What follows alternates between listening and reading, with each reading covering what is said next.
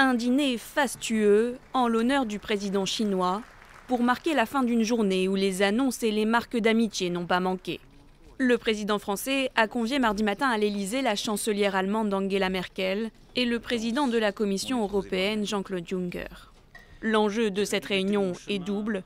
L'Europe doit être crédible aux yeux de la Chine pour la persuader de canaliser ses ambitions économiques et diplomatiques, tout en restant unie face à celle que la Commission européenne qualifie de rivale systémique. L'Europe doit elle aussi, et c'est un geste important que nous posons ensemble.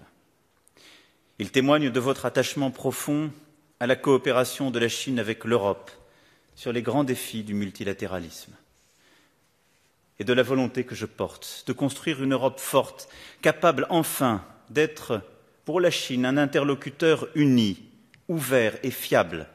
De la coopération, mais aussi de la méfiance, car jusqu'à présent, Pékin a surtout divisé pour mieux régner. L'Union européenne craint l'expansion chinoise, incarnée par son projet de nouvelle route de la soie, ces voies de passage maritimes et terrestres que veut développer Pékin.